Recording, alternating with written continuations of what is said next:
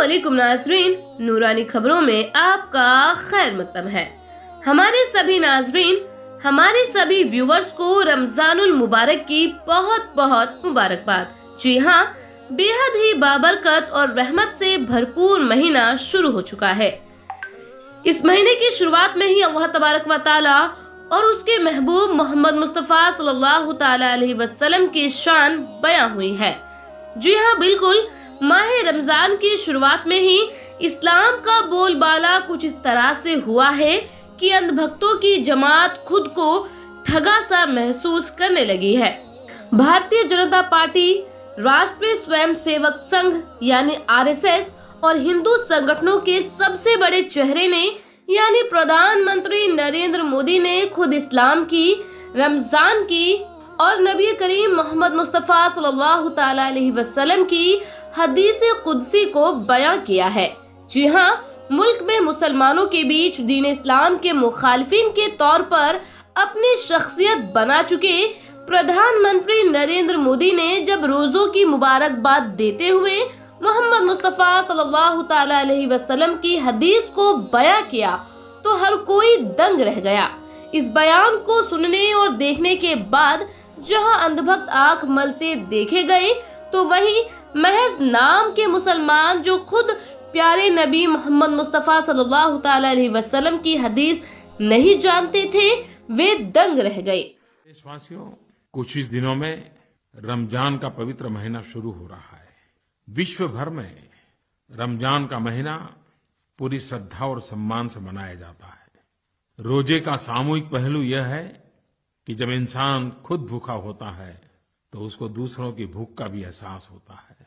जब वो खुद प्यासा होता है तो दूसरों की प्यास का उसे एहसास होता है।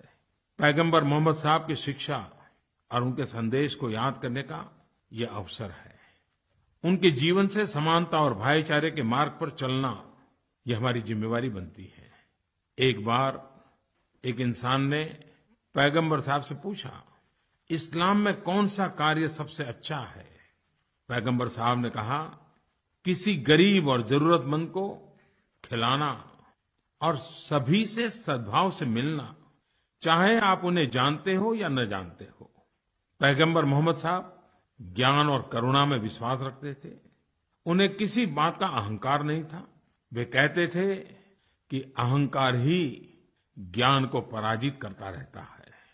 पैगंबर मोहम्मद साहब का मानना था कि यदि आपके पास कोई भी चीज आपकी आवश्यकता से अधिक है तो आप उसे किसी जरूरतमंद व्यक्ति को दें।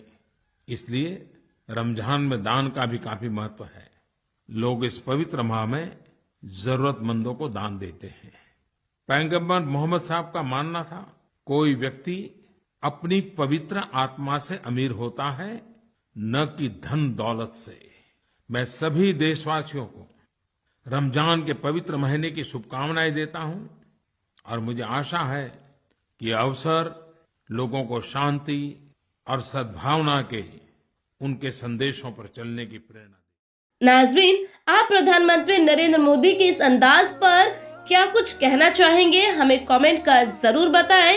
और नाजरीन, नूरानी खबरें की टीम आपसे अपील करती है कि इस मुबारक महीने आप भी अल्लाह तबारक व तआला की ज्यादा से ज्यादा इबादत करें, कुरान पाक की तिलावत करें और दुरूद पाक का नजराना आकाए दो जहां मोहम्मद मुस्तफ़ा सल्लल्लाहु तआला अलैहि वसल्लम की शान में पढ़ते रहें। इसके अलावा और फारिग लम्हात में ज्यादा से ज्यादा इस्तग़फ़ार पढ़ते रहें। अल्लाह तबारक व तआला से अपने गुनाहों की माफी तलब करते रहें, क्योंकि नाज़रीन ये बहुत ही मुबारक महीना है और अल्लाह तबारक व तआला इस महीने हर एक नेकी के बदले 70 अमाल हमारे नाम करता है। तो नाज़रीन, अल्लाह तबारक व तआला से दुआ है कि अल्लाह ताला इस मुबारक महीने हम सबको ढेर सारी इबादत करने और रमज़ानुल मुबारक के रोजे रखना नसीब अता फरमाए। आमीन। खुदा हाफिज।